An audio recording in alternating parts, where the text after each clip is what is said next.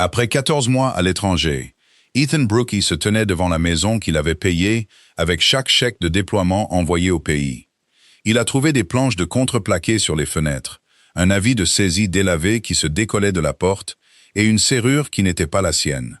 Walter Hensley a traversé la rue et l'a pris par le bras avant qu'il ne puisse essayer la clé une deuxième fois. « La banque l'a prise cet hiver », a dit le vieil homme. « Et il y a autre chose, mais pas ce soir. » Ethan a demandé ce qu'il pouvait y avoir de plus. Walter n'a pas voulu répondre avant le lendemain matin. Le bus a déposé Ethan Brooks au coin de la rue Delaney et de la 4e à 4 heures de l'après-midi. Il a marché les 6 derniers pâtés de maison parce qu'il les avait parcourus 1 millier de fois auparavant. Il voulait que ce dernier trajet semble ordinaire. Il avait 39 ans et il portait un seul sac de sport qui contenait tout ce que l'armée l'avait laissé garder. De loin, le quartier semblait le même. C'est seulement lorsqu'il a atteint la boîte aux lettres au bout de sa propre allée et qu'il a vu qu'elle était fermée par du ruban adhésif que la normalité a pris fin. Il avait acheté la maison de la rue Delaney 12 ans plus tôt, quand sa femme Claire était encore en vie. Le paiement de l'hypothèque leur semblait alors le plus grand chiffre dont il serait jamais responsable. Claire est morte il y a 4 ans, et après cela, Ethan a cessé de voir la maison comme un simple bâtiment. C'est devenu la seule chose stable, l'adresse qui ne changeait pas, alors que tout le reste bougeait. Quand les ordres de déploiement sont arrivés, c'est pour la maison qu'il a signé les papiers sans discuter. 14 mois, c'était supportable s'il y avait quelque chose qui l'attendait à la fin. Melissa Carter était sa cousine du côté de sa mère. C'était la seule famille assez proche à qui il pouvait demander de l'aide. Elle habitait à 20 minutes de là. Elle avait connu Claire et s'était présentée à l'enterrement avec un plat cuisiné et un dossier de papier à moitié organisé. C'était le genre de personne qu'elle semblait être. Quand Ethan s'est assis à sa table de cuisine 2 semaines avant son départ, il a expliqué. Il avait besoin de quelqu'un pour gérer l'hypothèque, les factures et la maison pendant son absence. Melissa n'a pas hésité. Elle a dit que la famille s'occupe de la famille. Elle a posé de bonnes questions. Elle a tout noté. Ils sont allés chez un notaire un mardi et ont signé une procuration générale. Cette procuration donnait à Melissa l'autorité sur ses comptes bancaires, son courrier et toute correspondance relative à la propriété. Elle était également désignée comme son contact d'urgence auprès de l'armée. Cela signifiait que si quelque chose n'allait pas à la maison, la notification lui parviendrait en premier. Ethan se souvenait avoir pensé en signant qu'il faisait les choses correctement, qu'il était un homme responsable. Chaque soldat qu'il connaissait avait une histoire sur l'effondrement de sa vie au pays. Et chacune de ces histoires commençait avec quelqu'un qui n'avait pas tout planifié. Il est parti en déploiement en mars. Son salaire allait là où il était toujours allé, sur le compte joint. Melissa avait l'accès pour le déplacer là où il devait aller. Il envoyait de l'argent supplémentaire quand il le pouvait. Il n'y avait pas grand-chose à dépenser là-bas. Chaque mois, il transférait ce qui restait avec une note qui disait « l'hypothèque d'abord, puis tout ce qui doit être couvert ». Pendant les premiers mois, elle répondait à ses courriels. Elle envoyait de courtes mises à jour. La chaudière avait besoin d'une pièce. La facture de l'impôt foncier était arrivée. Tout était géré. Ethan lisait ses messages sur un ordinateur portable dans une pièce en contreplaqué. Il y croyait complètement, car il n'y avait aucune raison de ne pas le faire. Les messages sont devenus plus courts vers le 7e mois. Puis ils sont arrivés toutes les 2 semaines au lieu de chaque semaine. Ethan l'a remarqué, mais il était au milieu d'un déploiement. Et remarquer quelque chose à 6000 km de distance n'est pas la même chose que de pouvoir y faire quelque chose. Il s'est dit qu'elle était occupée. Il s'est dit que pas de nouvelles signifiait que tout allait bien. C'est une chose que les hommes se disent quand ils n'ont pas d'autre option. Au 10e mois, les courriels s'étaient pour la plupart arrêtés. Et quand il a écrit pour demander confirmation que l'hypothèque était à jour, la réponse est arrivée 4 jours plus tard. Elle disait « Tout va bien. Arrête de t'inquiéter. Concentre-toi sur ton travail. » Il s'est concentré sur son travail. 14 mois se sont écoulés comme ils le font, dans un flou de chaleur, de routine et de courtes périodes violentes qu'il n'a jamais décrites à personne par la suite. Il est rentré en mai. Personne ne l'attendait à l'aéroport. Il avait dit à Melissa de ne pas s'embêter, qu'il trouverait son propre chemin. Il l'avait dit dans un message auquel elle n'a jamais répondu. Maintenant, il se tenait au bout de son allée et regardait sa maison. Du contreplaqué couvrait la fenêtre avant, vissée au coin. Le bois était encore pâle là où il n'avait pas vieilli. La pelouse était montée en graines puis avait bruni. Un avis avait été agrafé à la porte en hiver et laissé là tout le printemps. Le papier s'était décoloré pour prendre la couleur d'un café léger. Mais l'entête en haut était encore lisible. Il disait que la propriété avait été vendue lors d'une vente par adjudication. La date indiquée remontait à 4 mois. Il y avait une boîte à clés sur la poignée de la porte, du genre de celle que les agents immobiliers utilisent. Et un nouveau pen dormant au-dessus, que sa clé n'aurait pas pu ouvrir même s'il avait essayé. Il a essayé quand même. Il s'est tenu sur son propre porche et a inséré sa propre clé dans une serrure qui ne lui appartenait pas. Elle est entrée d'environ un demi-centimètre et s'est arrêtée. C'est à ce moment-là que Walter Hensley a traversé la rue. Walter vivait dans la maison d'en face depuis avant qu'Ethan n'achète la sienne. Un vieil homme qui gardait ses haies bien taillées et qui avait une fois aidé Claire à démarrer une batterie de voitures à plat sous la pluie. Il s'est approché lentement, comme le font les hommes dans leurs 70 ans, et il n'a pas dit bonjour. Il a posé une main sur le bras d'Ethan et l'a fait reculer de quelques pas du porche, loin de la porte, comme si la porte elle-même était un danger. « Mon garçon, » a dit Walter, « quand es-tu rentré ?»« Il y a 1 heure. » La voix d'Ethan était plate. « Walter, qu'est-il arrivé à ma maison ?» Walter a regardé le contreplaqué un long moment avant de répondre. « La banque l'a prise. Des hommes sont venus en février pour poser ce bois. Avant ça, il y a eu un camion. Ils ont tout sorti sur le trottoir. La plupart des affaires sont restées là 3 jours jusqu'à ce que la ville les emporte. » Il a secoué la tête une fois. J'ai appelé le numéro sur cet avis à l'automne. J'ai dit à la femme qui a répondu qu'un soldat possédait cette maison, qu'il était à l'étranger et ne pouvait pas répondre à son courrier. Elle a dit qu'elle en prendrait note. J'ai demandé son nom et elle m'a donné seulement un prénom. Je l'ai écrit sur mon calendrier et j'ai gardé ce calendrier. Et Melissa. C'est la partie que je redoutais. Ils ont traversé la rue et se sont assis dans la cuisine de Walter. Walter a versé un café qu'Ethan n'a pas bu. Il lui a raconté ce qu'il avait vu se passer pendant 14 mois, depuis une fenêtre à 60 pieds de distance. Melissa était venue souvent au début, 3 ou 4 fois par semaine. Elle vérifiait le courrier, faisait couler l'eau pour que les tuyaux ne restent pas secs. Vers le milieu de l'été, elle a commencé à venir avec d'autres personnes. Il y avait différentes voitures dans l'allée. À l'automne, elle a cessé de venir pendant des semaines. Le courrier s'est accumulé dans la boîte jusqu'à ce que quelqu'un de la poste le mette en attente. Walter avait frappé à la vitre de sa voiture une fois. Il l'avait vu sur le trottoir et lui avait demandé si tout allait bien avec la maison des Brooks. Melissa lui avait dit qu'on s'en occupait et était partie avant qu'il ait fini sa phrase. Le premier avis a été affiché en octobre. Walter l'avait photographié avec son téléphone parce qu'il ne se faisait pas confiance pour se souvenir des détails. Il y en a eu d'autres après ça. En décembre, il y a eu un avis légal dans le journal du comté. En janvier, la vente par adjudication a eu lieu. En février, l'équipe est venue avec le contreplaqué et la boîte à clés. J'ai essayé de te joindre, a dit Walter. Je ne savais pas comment. J'ai appelé le bureau de recrutement en ville. Un jeune homme m'a dit qu'il ne pouvait donner aucune information sur la localisation d'un militaire. Ce que j'ai compris, mais je lui ai demandé de passer un message. Je ne sais pas s'il l'a fait. J'ai appelé cette banque 2 fois de plus après la première fois. La deuxième fois, je n'ai pas réussi à dépasser un menu automatisé. Ethan a fait tourner sa tasse de café lentement sur la table sans la soulever. L'armée avait un contact d'urgence dans ses dossiers, a-t-il dit. Tout ce qui passait par les canaux officiels lui serait parvenu en premier. Alors c'était la porte, a dit Walter, et elle l'a fermée. Walter l'a conduit à la banque ce soir-là dans une berline, qui sentait le cèdre. Ils sont arrivés 20 minutes avant la fermeture. Ethan s'est assis en face d'une guichetière qui a tapé son numéro de compte, puis a arrêté de taper. Le solde était de 11,40 $. L'historique des transactions remontait à 14 mois sur l'écran. Ethan l'a lu, debout, penché sur le bureau.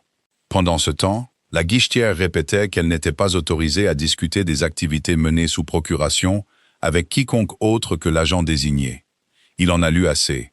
Chaque dépôt qu'il avait fait était là, mois après mois, arrivant à temps. Les retraits étaient là aussi. Il y avait eu 4 paiements hypothécaires au cours des 5 premiers mois, puis plus rien. Après cela, l'argent est sorti sous différentes formes. Des retraits d'espèces à la limite quotidienne, des transactions par carte dans des restaurants, un magasin de meubles, un concessionnaire. Un unique virement de 9 400 $ vers un compte qu'il ne reconnaissait pas. Fait un vendredi de septembre, la même semaine où Melissa lui avait envoyé un courriel disant « Tout va bien, arrête de t'inquiéter ». Il n'a pas haussé le ton à la banque. Il a remercié la guichetière. Il est sorti et est resté sur le parking jusqu'à ce que les lumières à l'intérieur s'éteignent et que quelqu'un verrouille la porte. Walter a attendu dans la voiture tout ce temps sans rien dire. L'appartement de Melissa était à 20 minutes de route. Le gérant a dit qu'elle avait déménagé en novembre et n'avait laissé aucune adresse de suivi. Son numéro de téléphone était déconnecté. Son employeur, un cabinet dentaire où elle avait travaillé pendant 6 ans, a dit qu'elle avait cessé de se présenter et qu'il l'avait licenciée. Ethan a appelé les 2 dernières personnes qu'il pouvait imaginer qui pourraient la connaître. Une tante dans un autre État et une ancienne belle-sœur qui était restée proche d'elle après le divorce. Aucune d'elles n'avait eu de ses nouvelles depuis l'automne précédent. Elle n'avait pas simplement cessé de répondre. Elle s'était effacée. Walter lui a offert la chambre d'amis cette nuit-là. Il l'a offert simplement, dans l'allée, le moteur encore en marche, et Ethan a dit non. Il a dit qu'il avait un endroit prévu, ce qui n'était pas vrai. Il a mis le sac de sport sur son épaule et a marché. Il a dormi sur un banc à la gare routière du centre-ville. Chaque motel voulait une carte de crédit et la sienne avait été fermée pour non-paiement. Et parce qu'un homme qui a dormi dans des endroits pires ne considère pas cela comme une urgence. Il repenserait à cette nuit de nombreuses fois au cours de l'année suivante, et à la facilité avec laquelle il avait refusé. Le matin, il est retourné à pied à la rue Delaney. Walter a préparé des œufs que ni l'un ni l'autre n'ont mangés.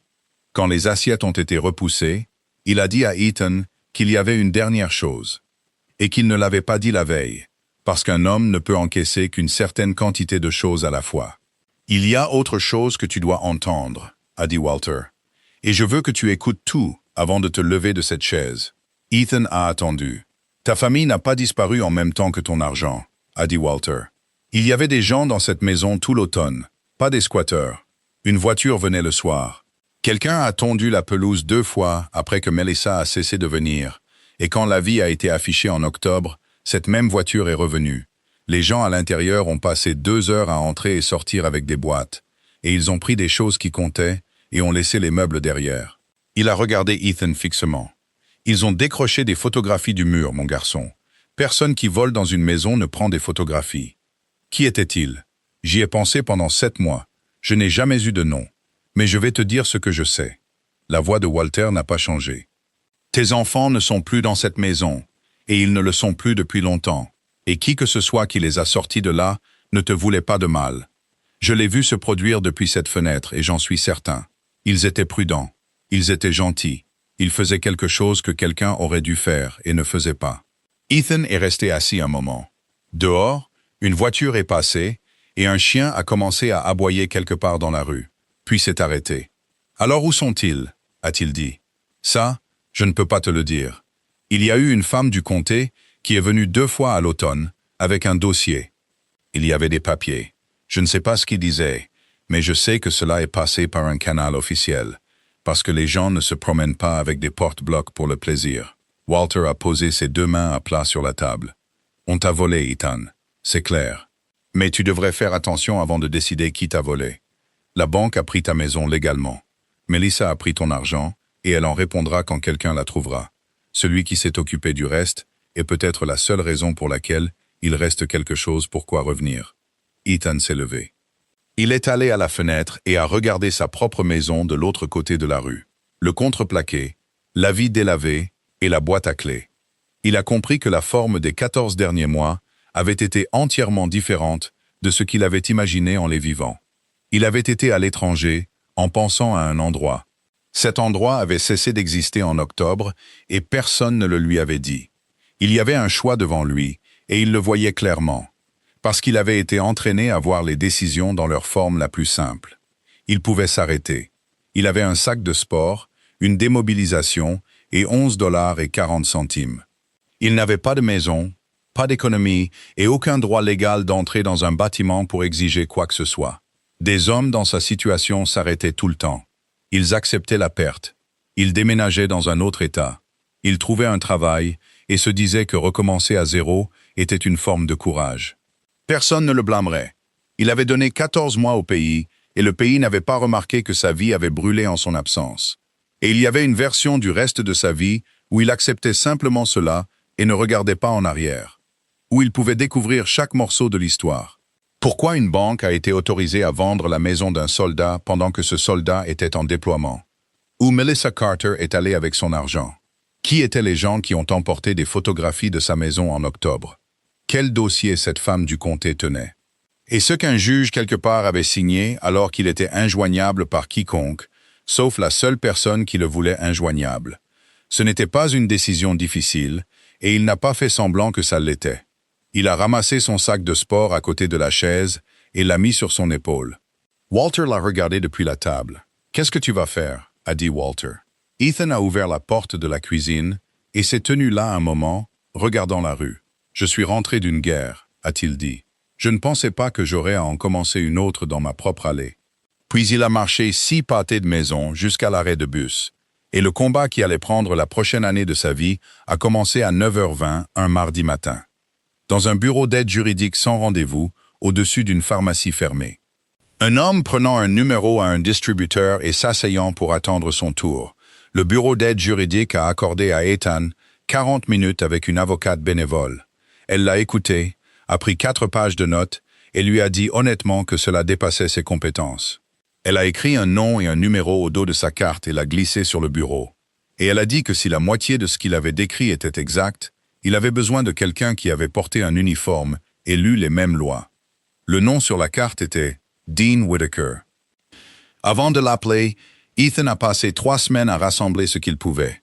Il avait appris à l'étranger qu'on n'entre pas dans un briefing sans ses propres informations.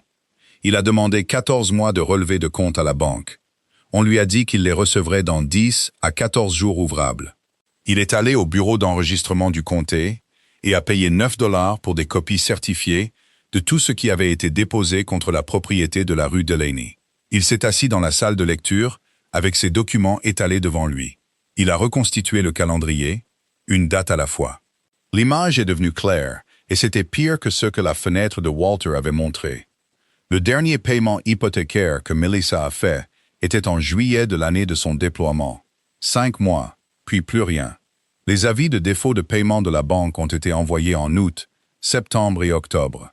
Tous envoyés par courrier recommandé à l'adresse de la rue Delaney. Le reçu d'août est revenu avec une signature. Les reçus de septembre et octobre sont revenus avec la mention « non réclamé » et ont été classés dans le dossier de prêt exactement de cette manière. Il y a eu une lettre de mise en demeure en novembre. L'avis de vente par adjudication a été publié dans le journal du comté pendant 3 semaines consécutives en décembre. La vente a eu lieu en janvier et la propriété est revenue à la banque pour le solde dû. Chaque étape était documentée. Chaque étape avait une signature ou un tampon. Sur le papier, c'était une saisie propre et ordinaire d'un homme qui avait simplement cessé de payer. Et la seule chose qui manquait au dossier était toute indication que l'homme en question avait été dans une zone de combat pendant toute la période, et qu'il avait transféré depuis cette zone de combat plus de 40 000 $ destinés à empêcher exactement ce résultat. Les relevés bancaires sont arrivés et ont confirmé le reste. Melissa avait utilisé la procuration telle qu'elle était rédigée, ce qui était la cruauté de la chose. Elle n'avait rien falsifié, elle n'avait rien forcé. Elle était entrée dans les agences avec un document notarié qu'Ethan lui-même avait signé devant un notaire un mardi, et elle avait retiré de l'argent d'un compte sur lequel il avait mis de l'argent. Et pour la plupart de ces transactions, il n'y avait aucun crime qu'une guichetière aurait pu arrêter au comptoir. Le virement de 9 400 $ en septembre est allé à un compte dans une coopérative de crédit à 3 comtés de là. Le paiement au concessionnaire était un acompte. Il y avait des frais de restaurant, un magasin de meubles, une série de retraits d'espèces au maximum quotidien qui ont duré 9 jours consécutifs en octobre. Ce n'était pas un plan. C'est ce à quoi Ethan revenait sans cesse. Un plan aurait été plus froid et plus discret. C'était une personne qui avait commencé à emprunter contre l'absence d'un soldat, puis n'avait pas pu s'arrêter. Elle avait réalisé vers l'automne que l'arithmétique ne reviendrait jamais à l'équilibre. Et elle avait choisi de disparaître, plutôt que d'écrire le courriel l'expliquant. Il a appelé Dean Whitaker en juin. Le bureau de Whitaker occupait 2 pièces au 3e étage d'un immeuble près du palais de justice. Il y avait une photo encadrée sur le mur d'un homme beaucoup plus jeune en treillis du désert, debout devant un véhicule. Whitaker avait fait 6 ans comme avocat militaire avant de se lancer dans la pratique privée. Il a lu la pile de documents d'Ethan pendant 20 minutes sans rien dire du tout, tournant les pages, revenant parfois 2 ou 3 en arrière. « Combien de temps avez-vous été à l'étranger » Finalement, dit Whitaker. 14 mois, de mars à mai de l'année suivante, et cette vente a eu lieu en janvier. Whitaker a posé la copie certifiée et a aligné ses bords sur le bureau. « Monsieur Brooks, je veux vous demander quelque chose, et je veux une réponse précise. À un moment quelconque de votre déploiement, vous ou quelqu'un agissant pour vous a-t-il notifié cette banque par écrit que vous étiez en service actif ?» Ethan y a réfléchi. « Pas par écrit. Ma cousine le savait, et un voisin leur a téléphoné à l'automne pour leur dire qu'un soldat possédait la maison. Il a gardé la date sur son calendrier. Alors c'est la première chose que je vais leur demander de produire. » Whitaker a pris une note. Il y a une loi fédérale appelée la Loi sur l'aide civile aux militaires. Elle existe sous une forme ou une autre depuis les années 1940. Entre autres choses, elle dit qu'un prêteur ne peut pas saisir une propriété appartenant à un militaire en service actif pendant la période de service ou pendant un certain temps après, sans une ordonnance du tribunal. Pas une vente par adjudication, pas un avis dans le journal. Un juge doit l'examiner. Ils ne sont pas allés voir un juge. Non, a dit Whitaker. Et en vertu de cette loi, le fardeau leur incombait, pas à vous. Avant de vendre votre maison, ils étaient tenus de rechercher dans la base de données du département de la Défense et de certifier aux fiduciaires si le propriétaire était en service militaire. Cette recherche ne coûte rien et prend environ 90 secondes. S'ils l'avaient faite, ils vous auraient trouvé. S'ils l'ont faite et ont vendu quand même, c'est pire que de la négligence. Ethan a réfléchi à cela. Donc la vente était illégale. La vente était potentiellement nulle, a dit Whitaker. Ce n'est pas la même phrase, et je ne vais pas faire paraître cela plus facile que ça ne l'est. Nous devons prouver la chronologie, prouver votre statut aux dates pertinentes, et prouver ce qu'ils savaient. Ensuite, nous les poursuivons devant un tribunal fédéral. Ensuite, ils engagent un cabinet qui passera 1 an et demi à dire à un juge que la procuration de votre cousine vous rend responsable de tout ce qu'elle a fait ou n'a pas fait. Il a tapé une fois sur le dossier. Mais vous avez une affaire, ce qui est plus que ce que la plupart des gens qui entrent ici ont. Ils ont déposé la plainte en juillet contre le prêteur et la société de service. L'homme dont le nom apparaissait sur la certification de statut militaire dans le dossier de prêt était Curtis Vance. Ce qu'Ethan voulait dans les mêmes semaines, c'était des informations que le palais de justice ne pouvait pas lui donner. Il est allé au bâtiment des services familiaux du comté 4 fois avant que quelqu'un ne lui parle de manière substantielle. Il a rempli une demande de dossier et on lui a dit que les dossiers impliquant des mineurs étaient scellés et qu'il aurait besoin d'une ordonnance du tribunal. Il a expliqué qui il était et a produit ses papiers de démobilisation et l'acte de propriété d'une maison qui ne lui appartenait plus. Un employé derrière une vitre lui a dit sans méchanceté qu'elle croyait chaque mot mais ne pouvait rien lui donner malgré tout. La 5e visite, il a dépassé la vitre et est entré dans un bureau qui appartenait à Angela Puitt. Elle avait une charge de travail qu'elle n'a pas décrite et un bureau avec 2 chaises devant. Elle a confirmé la seule chose que tout le monde avait refusé de confirmer, qu'un dossier existait et que son nom y figurait. « Je ne suis pas autorisé à discuter du contenu avec vous aujourd'hui », a dit Puitt. « Je suis autorisé à vous dire qu'il y a eu un placement d'urgence en octobre. Qu'il était légal, qu'un juge l'a examiné et qu'un avis a été envoyé au contact d'urgence et au mandataire désigné dans votre dossier à ce moment-là. » « Melissa Carter, » a dit Ethan. « Je n'ai pas dit de nom. Vous n'aviez pas besoin de le faire. » Puitt l'a regardé un moment. « Monsieur Brooks, je veux être prudente ici. Je suis assise dans cette chaise depuis 16 ans et j'ai appris que les gens dans votre situation sortent généralement d'ici plus en colère qu'ils ne sont entrés. Et la colère va à la mauvaise adresse. » Elle a croisé les mains. « Le système qui a envoyé cet avis a fait ce pourquoi il a été conçu. Il l'a envoyé à la personne que vous avez désignée. Ce pourquoi il n'est pas conçu, c'est de vérifier si la personne que vous avez désignée répond toujours à son courrier. Alors qui les a? Cette question trouvera sa réponse dans une salle d'audience et non dans ce bureau, a-t-elle dit. Vous aurez besoin d'un avocat et d'une requête. Et vous devrez être prêt à ce que le processus prenne plus de temps que vous ne le pensez raisonnable. C'est toujours le cas. Je suis désolé. C'est la version honnête, et je préfère vous la donner plutôt que quelque chose de réconfortant. Ethan n'a pas haussé le ton avec elle non plus. Il n'avait haussé le ton avec personne depuis son retour. C'était devenu une chose qu'il remarquait chez lui, la façon dont la colère était passée sous la surface et s'était transformée en emploi du temps et en paperasse. Il travaillait de nuit à ce moment-là. Une équipe de construction l'a embauché pour la démolition et la charpente à 17 $ de l'heure, en espèces, dans une enveloppe chaque vendredi.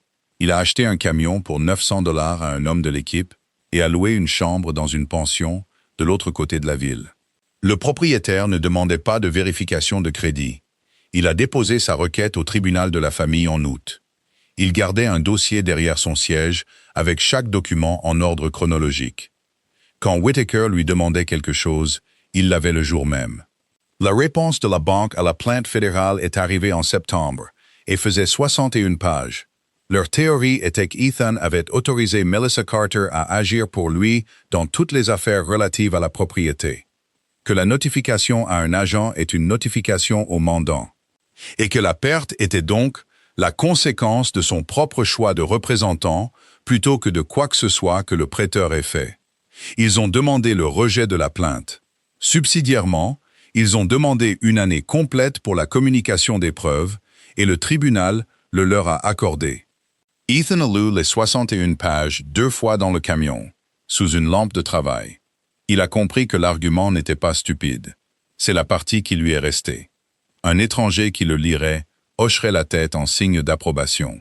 La dernière pièce est arrivée en octobre, dans une salle de conférence au palais de justice. Lors d'une conférence préliminaire sur sa requête au tribunal de la famille, Ethan a finalement appris qui avait été dans sa maison en train de transporter des boîtes. Leurs noms étaient Thomas et Ruth Callahan. Ils vivaient à 4 rues de là, sur Bergen. Ethan avait serré la main de Thomas Callahan lors d'une fête de quartier 3 étés plus tôt, et n'aurait pas pu le reconnaître dans une foule depuis. Le dossier disait ce que la fenêtre de Walter avait vu, et ne pouvait pas expliquer. Quand Melissa a cessé de venir, les Callahan l'ont remarqué. Quand les services publics ont été coupés, ils l'ont remarqué aussi. Ruth avait appelé le comté en septembre, puis de nouveau en octobre. C'est elle qui s'était assise à une table de cuisine avec Angela Puitt pour répondre aux questions. Et quand le placement d'urgence a été fait, ils avaient demandé à être ceux qui s'en chargeraient, parce que l'alternative était des étrangers dans un autre comté. Ils étaient retournés dans la maison avant que le contreplaqué ne soit posé. Ils avaient décroché les photographies des murs, les avaient emballées et les avaient mises dans un placard sur la rue Bergen, où elles se trouvaient depuis. Ethan a lu le dossier 2 fois. Il n'y avait aucune demande de garde permanente, aucune tentative de mettre fin à quoi que ce soit. Il y avait une pile de rapports mensuels. Chacun contenait une ligne demandant si le contact avec le parent avait été établi. Et chacun contenait la même réponse, que la localisation du militaire était inconnue et que le contact désigné était injoignable. Whitaker l'a trouvé dans le couloir après, assis sur un banc sous une fenêtre. « Tu veux dire quelque chose ?» a dit Whitaker. « J'ai passé 5 mois à construire une affaire dans ma tête » a dit Ethan. « Chaque nuit sur ce chantier, j'y ai mis des gens. Quelqu'un a pris ma maison, quelqu'un a pris mon argent, quelqu'un a pris ma famille. Je l'avais bien aligné et je savais qui j'allais regarder en face. » Il a retourné le dossier sur son genou. « Et la seule personne dans tout ça qui me voulait vraiment du mal est une femme que personne ne peut trouver. Elle a pris l'argent et s'est enfuie. Et ce n'est même pas la raison pour laquelle j'ai perdu la maison. La raison pour laquelle j'ai perdu la maison, c'est qu'un homme n'a pas rempli une case sur un formulaire. C'est généralement comme ça que ça se passe, a dit Whitaker.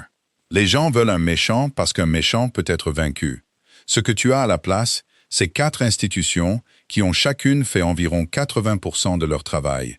Et 80%, c'est assez pour perdre tout ce que tu possèdes. Les Callahan ne se battent pas contre moi. Non, ils ne le font pas. Whitaker s'est assis sur le banc. Et j'ai besoin que tu entendes ce que cela signifie réellement, car c'est à double tranchant. Cela signifie qu'il n'y a personne de l'autre côté qui essaye de te prendre ta famille. Cela signifie aussi qu'il n'y a personne qu'un juge puisse disqualifier. Un combat pour la garde, tu le gagnes en prouvant que l'autre partie est inapte. Il n'y a pas d'autre partie ici. Il n'y a que toi, une liste d'exigences et un tribunal qui va demander si tu peux les remplir. Quelles exigences? Un revenu stable, un logement stable, une enquête sociale, un juge qui regarde ton dossier et voit un homme qui est employé, qui a une adresse, qu'un travailleur social peut visiter et qui a été présent et constant pendant une période de plusieurs mois. Whitaker l'a regardé. En ce moment, tu as un travail qui paye en espèces dans une enveloppe et une chambre louée dans une pension qui ne passera pas une inspection. C'est toute l'affaire. Pas les Callahan, pas Melissa Carter. L'adresse sur tes papiers. Ethan a regardé le long du couloir, le verre dépoli, les portes doubles et les gens qui se déplaçaient entre elles avec des dossiers sous le bras. Il était rentré en mai, croyant qu'il allait trouver la personne qui avait fait ça et la faire répondre de ses actes. C'était octobre, et il comprenait maintenant que la guerre dans laquelle il était réellement entré n'avait aucun ennemi. Elle avait des procédures. Elle avait des fenêtres qui se fermaient alors qu'il était injoignable et incapable de les atteindre. Elle avait une banque qui avait suivi chaque étape d'un processus, sauf celle conçue pour le protéger. Une comté qui avait envoyé un avis exactement à l'adresse où il était censé le faire. Des voisins qui avaient fait plus pour sa famille que l'une ou l'autre institution. Et une cousine qui avait vidé un compte et disparu dans un autre État. Il n'y avait personne à vaincre. Il y avait seulement un système qui avait échoué à chaque endroit où il était censé tenir. Et un homme, avec un sac de sport et un dossier essayant de prouver à ce même système qu'il était apte à se voir rendre ce qu'il l'avait laissé perdre. Whitaker s'est levé et a ramassé sa mallette. « Alors c'est ça le combat », a dit Ethan. « J'ai besoin d'une adresse. » L'adresse était le problème. Et l'adresse était la chose qu'il ne pouvait pas fabriquer. Ethan a passé le reste d'octobre et tout novembre à chercher des locations avec un dossier sous le bras.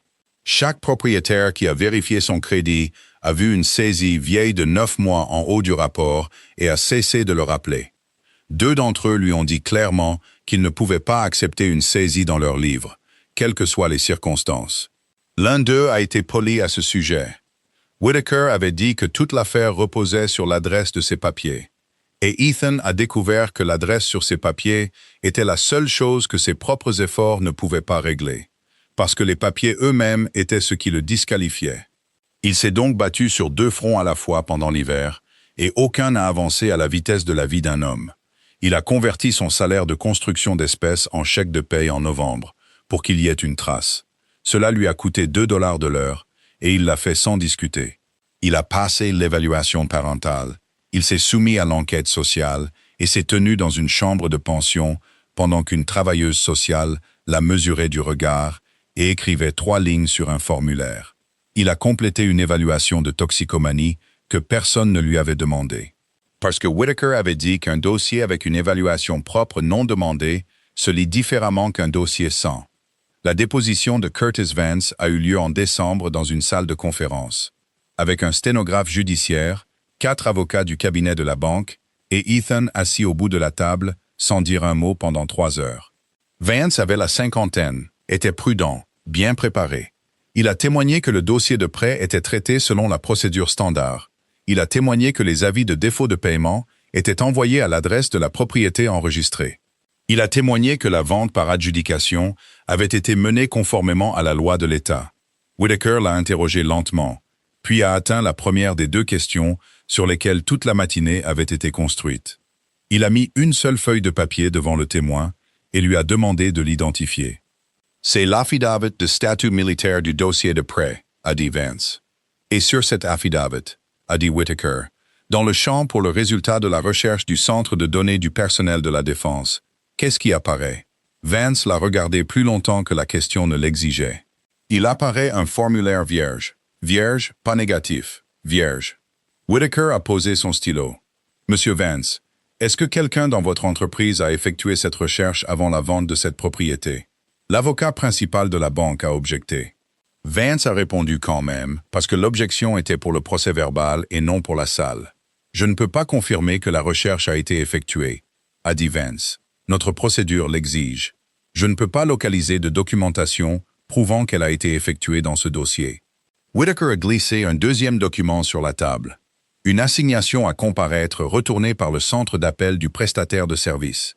Monsieur Vance, En octobre de cette année-là, un homme nommé Walter Hensley a téléphoné au numéro imprimé sur l'avis affiché. Il a signalé que le propriétaire de cette propriété était un militaire déployé à l'étranger et incapable de recevoir son courrier. Nous avons demandé à votre entreprise de produire l'enregistrement et la note de contact. Qu'est-ce que votre entreprise a produit? Nous n'avons pas pu localiser d'enregistrement, a dit Vance. Les appels de cet âge ne sont pas conservés. Et la note de contact que la représentante lui a dit qu'elle entrerait? Je n'en ai pas trouvé dans le dossier. Ethan a senti quelque chose bouger dans sa poitrine qui n'était pas de la satisfaction. C'était plus proche du vertige. 14 mois, une maison, tout ce qu'il avait envoyé au pays.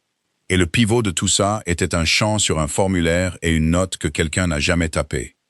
Les preuves se sont renforcées pendant l'hiver, mais cela n'a rien changé à l'endroit où il dormait. Le seul témoin qui aurait pu combler la dernière lacune avait disparu. Le témoignage de Melissa aurait établi ce qu'elle a reçu, ce qu'elle a ouvert, ce qu'elle a choisi de ne pas transmettre, et ce qu'elle a fait avec plus de 40 000 $ envoyés d'une zone de combat. Whitaker a demandé sa déposition en décembre, et l'assignation est revenue non signifiée. Il a redéposé en janvier avec l'adresse liée au virement de la coopérative de crédit, et celle-là est revenue aussi. Son nom est apparu dans un rapport de police dans un autre État en février, puis n'est plus apparu nulle part. Sans elle, l'histoire de la banque avait de la marge. Il pouvait soutenir qu'un propriétaire diligent aurait vérifié sa propre hypothèque. Il pouvait suggérer, sans jamais le dire directement, qu'un homme qui signe une procuration générale, puis part à l'étranger, a pris une décision d'affaires et doit en assumer les conséquences. Chaque mois où Melissa restait introuvable, la version des événements dans laquelle elle était une trahison privée plutôt qu'une défaillance systémique se renforçait un peu. Le côté du tribunal de la famille était plus lent, plus silencieux et faisait plus mal. Angela Puitt a déposé ses rapports à temps et Ethan les a tous lus. Il n'était pas hostile. Il notait sa coopération, sa constance, son emploi. Il notait également, dans le même langage plat, que le placement était stable depuis octobre de l'année précédente, que cette stabilité est un facteur que le tribunal pèse lourdement, et que le requérant n'avait pas encore établi de logement indépendant convenable pour la réunification. Cette dernière ligne est apparue dans le rapport de novembre, le rapport de décembre et le rapport de janvier, inchangés, et Ethan en est venu à comprendre que ce n'était pas une critique. C'était une horloge. Whitaker le lui a expliqué au bureau près du palais de justice, par un après-midi gris de février. Le chauffage d'appoint fonctionnait et ils étaient tous les deux encore en manteau. Il a dit que dans des cas comme celui-ci, la loi ne retire généralement pas une famille en une seule audience. Elle les prend par étapes, à travers une série d'examens au cours desquels le tribunal demande si les circonstances ont changé. Et quand la réponse est non, assez souvent, la norme passe de la réunification à la permanence. Et la permanence signifie l'arrangement qui existe déjà. « Alors combien de temps ?» a dit Ethan. « Le tribunal a fixé un examen final pour la 2e semaine d'avril, a dit Whitaker. Cela fera 18 mois de placement. Les juges commencent à utiliser un mot différent après ça. Pas parce que quelqu'un le veut, mais parce que la loi leur dit de peser depuis combien de temps une situation est ce qu'elle est. Alors déplace-le. Repousse-le à l'été, quand l'affaire fédérale sera décidée. J'ai déjà demandé 2 reports, a dit Whitaker. J'ai demandé un ajournement en décembre, et de nouveau en janvier. J'ai joint le dossier fédéral les 2 fois, et le juge Simmons a rejeté les 2 depuis son siège. Il a dit que la pendance d'un procès civil n'est pas un changement de circonstance. Et il a raison sur ce point, c'est la bonne décision, et ça va tout te coûter. Il a regardé Ethan de l'autre côté du bureau. En avril, je serai devant lui à plaider qu'un homme vivant dans une chambre louée devrait obtenir la garde. Je vais perdre. Pas parce qu'il est sans sympathie, parce que je ne peux pas répondre à la seule question qui compte, qui est « où ». Ethan est retourné au travail cette nuit-là et a monté un mur pendant 6 heures sans se souvenir de l'avoir fait. Il a tout essayé pendant le reste de février et en mars. Il a demandé un prêt immobilier pour anciens combattants. On lui a dit que son éligibilité était intacte, mais que la saisie sur son dossier le plaçait dans la période d'attente obligatoire. L'employé qui le lui a dit était désolé et inflexible.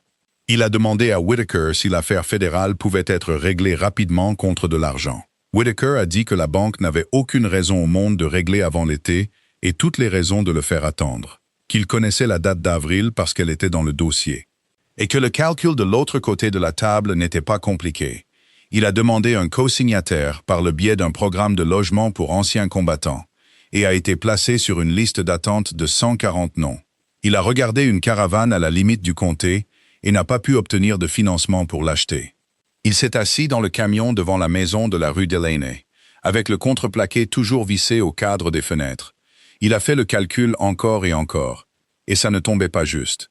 Le 29 mars, Ethan s'est rendu à la rue Bergen. Il l'avait évité pendant 6 mois. Whitaker avait déconseillé tout contact pendant que la requête était en cours, et Ethan avait suivi le conseil. Mais le conseil était basé sur l'hypothèse qu'il y aurait une audience qui vaudrait la peine d'être protégée. Et il n'en était plus certain. Il s'est garé en face de la maison et est resté assis là pendant 20 minutes avant de sortir. Thomas Callahan a ouvert la porte et l'a reconnu immédiatement, ce à quoi Ethan ne s'attendait pas. Ruth est venue de la cuisine et s'est tenue derrière son mari avec un torchon dans les mains. Aucun des trois n'a dit quoi que ce soit pendant un moment qui a duré trop longtemps. « Je ne devrais pas être ici », a dit Ethan. « Je le sais. Je ne suis pas ici pour créer des problèmes et je ne vais pas rester. » Thomas s'est reculé de la porte. « Entrez, il fait froid. » Ils se sont assis dans le salon. Ruth a apporté du café qu'Ethan n'a pas bu, de la même manière qu'il n'avait pas bu celui de Walter 10 mois plus tôt. Elle a posé une boîte à chaussures sur la table entre eux, sans qu'on le lui demande. À l'intérieur se trouvaient des photographies dans leur cadre, le verre enveloppé dans du papier journal. Ethan a reconnu celle du dessus parce qu'elle avait été accrochée dans le couloir devant la salle de bain pendant 9 ans. Et c'est Claire qui avait choisi le cadre. « Nous voulions vous les donner à l'automne », a dit Ruth. « Notre avocat nous a dit de ne pas vous contacter directement tant que la requête était ouverte. Nous avons détesté ce conseil chaque jour. »« Moi aussi », a dit Ethan.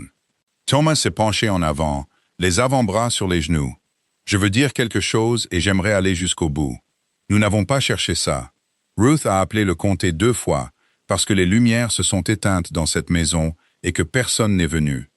Et quand ils nous ont demandé si nous étions d'accord, nous avons dit oui, parce que l'alternative était un placement dans un autre comté ou avec des gens qui n'avaient jamais entendu votre nom. Il a regardé la boîte sur la table. Nous n'avons jamais, pas une seule fois, demandé quoi que ce soit de permanent. Pas une seule fois. Demandez à votre avocat. C'est dans le dossier. J'ai lu le dossier, a dit Ethan. C'est pour ça que je suis assis ici. Ruth a plié le torchon et l'a posé sur son genou. Alors vous savez que nous leur avons dit depuis le début que c'était temporaire et qu'il y avait un père à l'étranger. Nous leur avons dit en octobre et dans chaque rapport depuis. Et chaque mois, la réponse était que vous ne pouviez pas être localisé. J'ai cessé de croire cela vers janvier et je ne pouvais rien y faire, parce que les seules personnes qui pouvaient vous chercher étaient celles qui me disaient qu'elles l'avaient fait. Ils ont tout envoyé à ma cousine, a dit Ethan. Elle avait ma procuration, et elle était mon contact d'urgence auprès de l'armée. Elle était partie depuis novembre, et personne dans cette chaîne n'a jamais demandé si la personne à qui ils écrivaient était toujours là. Personne n'a rien dit pendant un moment. La chaudière s'est mise en marche quelque part sous le plancher. Il y a une audience dans 2 semaines, a finalement dit Ethan. Mon avocat me dit que je vais la perdre parce que je n'ai pas de maison et que je ne peux pas en obtenir une. Et je ne suis pas venu ici pour vous demander quoi que ce soit, car il n'y a rien que vous puissiez me donner. Je suis venu parce que j'ai passé 1 an à monter un dossier contre des gens. Et chaque fois que j'ai découvert qui était réellement quelqu'un, il s'est avéré qu'il faisait de son mieux avec ce qu'on lui disait. Il s'est levé et a ramassé la boîte à chaussures. Vous avez décroché les photographies du mur. J'y ai pensé plus qu'à tout ce que l'on m'a dit depuis mon retour. Thomas s'est levé aussi. Quel est le problème d'adresse exactement? La maison appartient à la banque.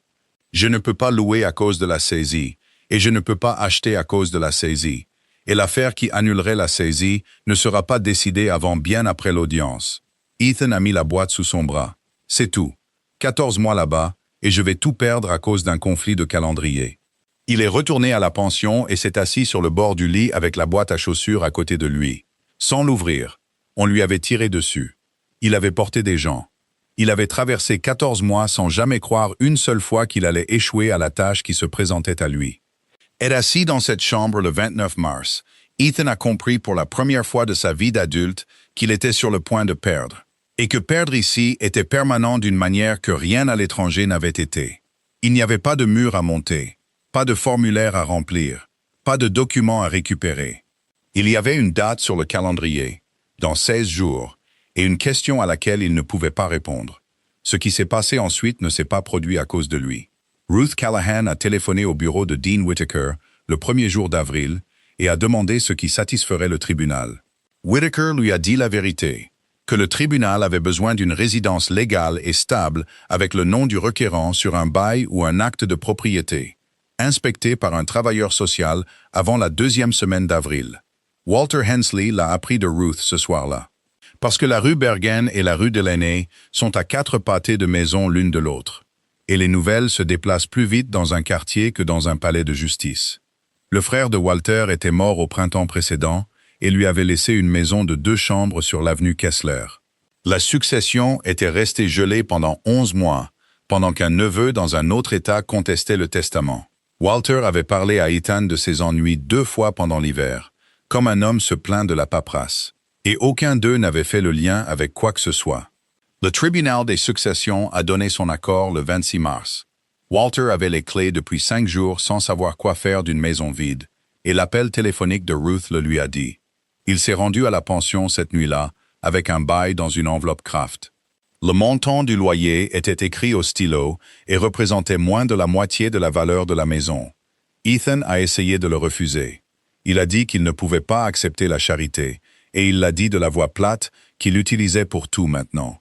Walter a écouté tout le discours, puis lui a dit que ce n'était pas de la charité. Que le loyer était réel et qu'il l'attendait le 1er du mois, et qu'un homme qui avait refusé un lit d'appoint la première nuit de son retour et avait dormi dans une gare routière devrait se demander si refuser de l'aide l'avait mené quelque part en un an. Ethan a signé le bail le 3 avril. Angela Pwitt a inspecté la maison le 7 et a déposé un rapport modifié le 8. L'audience a eu lieu le 14 et le juge Harold Simmons avait les 2 dossiers devant lui. Whittaker avait demandé à ce que le dossier fédéral soit versé comme pièce à conviction et la motion avait été accordée. Simmons a lu l'affidavit de statut militaire avec le champ vierge. Il a lu le témoignage de Curtis Vance, selon lequel il ne pouvait pas localiser de documentation prouvant que la recherche requise avait été effectuée, et ne pouvait localiser aucune note d'un appel téléphonique d'un voisin. Il a lu l'affidavit de Walter Hensley et la photographie d'une page de calendrier. Il a lu des déclarations certifiées montrant 41 200 $ transférés de l'étranger et détournés, et le renvoi pénal qui avait été transmis au procureur en février. Il a lu le rapport modifié et l'enquête sociale sur l'avenue Kessler. Et une lettre signée par Thomas et Ruth Callahan soutenant la réunification sans réserve et demandant au tribunal de noter qu'il n'avait jamais demandé quoi que ce soit de permanent à aucun moment. Simmons a rendu sa décision sur le champ. Il a conclu que le requérant avait été en service fédéral actif pendant toute la période précédant le placement. Que chaque avis généré par chaque partie avait été envoyé à un agent qui avait abandonné ses fonctions, et qu'aucune institution dans la chaîne n'avait effectué la seule étape de vérification qui l'aurait localisé en 90 secondes. Il a jugé le requérant apte, employé et logé légalement. Il a annulé le placement et a rétabli la garde légale et physique complète à Ethan Brooks, avec effet immédiat, avec une transition de 30 jours supervisée par le bureau de Pwitt. Melissa Carter a été arrêtée en juin dans un comté à 2 États de là. Elle a été renvoyée pour faire face à des accusations de vol et d'abus de relations fiduciaires. Ethan s'est assis dans la galerie le jour où elle a plaidé coupable et ne lui a pas parlé après. L'affaire fédérale s'est réglée 10 semaines après l'audience, sur les marches du palais de justice. Le cabinet de la banque a conclu qu'un jury verrait un champ vierge sur un formulaire. La vente par adjudication a été annulée et l'acte de propriété de la maison de la rue Delaney a été retransmis. Le règlement couvrait les arriérés, les frais de justice et une somme que Whittaker a décrite comme le montant qu'ils ont payé pour garder Curtis Vance hors de la barre des témoins. Ethan a gardé le bail de l'avenue Kessler pendant l'été, parce que le dossier de transition mentionnait cette adresse et il ne bougerait pas une virgule jusqu'à ce que l'affaire soit classée en juillet. Il a ouvert la porte de la maison de la rue Delaney un samedi d'août. 15 mois après s'être tenu sur ce porche avec une clé qui ne rentrait pas, le contreplaqué a été retiré des fenêtres ce matin-là. Walter Hensley a apporté une perceuse et une boîte de café pleine de vis. Thomas Callahan est venu avec un camion, et Ruth est venue avec la boîte à chaussures, qu'elle n'avait jamais ouverte. 6 hommes du poste et des anciens combattants de la 9e rue sont venus avec des ponceuses et un compresseur. Et une femme de 4 maisons plus loin a apporté des sandwichs que personne n'avait demandé. Personne n'a fait de discours. Ils ont enlevé les planches et balayé les pièces. Et à 3 heures de l'après-midi, la lumière entrait par la fenêtre avant, sur un sol qui ne l'avait pas vu depuis 1 an et demi. Ethan se tenait dans le salon vide et a raccroché une photographie sur le clou, dans le couloir où elle avait toujours été. Le clou était toujours là, et il a tenu. Il avait appris la chose que toute l'année lui avait enseignée. Une guerre ne se termine pas quand un soldat quitte le champ de bataille. Parfois, le combat le plus difficile est celui qui attend de l'autre côté de la porte qu'il pensait sûr. Et il se mène sans armes, contre rien qui puisse être visé, avec un dossier, un calendrier et la patience de continuer à se présenter. Et un homme ne peut pas le mener seul, peu importe combien de temps il s'est entraîné à essayer. Un pays qui honore les gens qui le servent leur doit plus qu'une cérémonie. Il leur doit un système qui coche la case, qui lit le dossier, qui pose la 2e question avant de signer l'ordre. Quand ce système échoue, et il échoue, ce qui comble le vide n'est pas la politique. C'est un vieil homme de l'autre côté de la rue avec une maison dont il ne savait pas quoi faire. C'est un voisin qui emporte des photographies avant que le contreplaqué ne soit posé.